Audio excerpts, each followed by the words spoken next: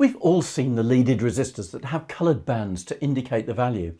In this video, I'll show you how to decipher the code, I'll give you some examples, and along the way I'll tell you some interesting facts that you probably won't have heard of. And at the end, I'll give you some really important pro tips. So let's get started. It's interesting that the colour code dates back to the 1920s, when electronics and radio was very different to what it is today. It was difficult to use text on the resistors. Heat from soldering would harm the marking, or it would rub off, or it would just be on the wrong side of the resistor and covered up so you couldn't see it. It just wasn't very good. But initially, this was the only way. So it was decided to use colours. The first attempt was what was called the body end dot system, like we see here. These old resistors, again, the dot might not be visible, so it was decided to use bands around the resistors. The system is now internationally standardised by the IEC. The colours were chosen so that they were easy to remember. The first two were black and brown, and the next ones follow most of the colours of the rainbow, Roy G. Biv, or however you want to remember them. But indigo's missing because it's too difficult to distinguish from blue and violet. Then there are a few other colours added on as well, but we'll come to these later. So here we have the list of the colours and their meanings. The way it works is that the first digits indicate the significant numbers, and then there is a multiplier. In this way, it's possible to accommodate a huge range of resistors values, as we have to in electronic designs. Further rings can provide more information, more significant figures, tolerance, and even things like temperature coefficient, but this one is most unusual.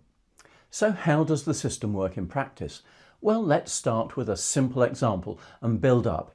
Here's a 3-band resistor. They're not that common these days, but this one is an old one I dug out from a box of vintage parts, and it was the only one I could find with 3 rings. As you can see, it has 3 bands placed closer to one end than the other. The first 2 close to the end indicate the significant figures, and the third is the multiplier.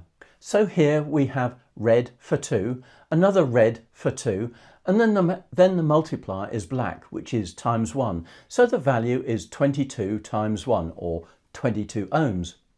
Now let's look at a 4-band resistor. The extra band here is for tolerance. The colours of this one are yellow, violet, orange and red. And let's start with the one nearest to the end. Yellow is 4 and violet is 7, 47, and the multiplier is orange, which is 1000. So the value is 47,000 ohms, or 47 kiloohms. The red band at the end is for the tolerance, which is plus and minus 2%. Now let's move up to a 5-band resistor. Here we see the colours brown, black, black, red and brown. It's possible to see the greater distance between the 4 grouped together and the brown one that's on the end. So let's start reading from the end with the 4 grouped together. Brown is 1, black is 0, another black is 0, and red is a multiplier of 100. So the value is 100 times 100, which is 10,000 or 10 kiloohms. And the final band is the tolerance, which is brown, and this is plus and minus 1%. In fact, you find that the 5-band resistors where there are more significant figures have much narrower tolerance figures because the resistance is better defined and more accurate. I wouldn't worry about extra bands beyond this. They're most uncommon, but if you do come across them, it's possible to apply the same rules as before. Now for some final tips. First, always start reading from the end, where the bands are grouped closer together, as we saw in the 5-band example. The tolerance band is usually set slightly apart from the others, and sometimes the tolerance band might be a little thicker or wider. Another tip is that if all the bands appear to be equally spaced, start reading from the end that has the ring closest to the end. And again, we saw this earlier. You may be able to learn the colour code sequence, but you can also obtain sheets like this, which have the colour code on them. You can use these on your workbench as printouts or cards, or just keep them on your computer, dependent upon the format you want them in. And you can obtain them from my online shop.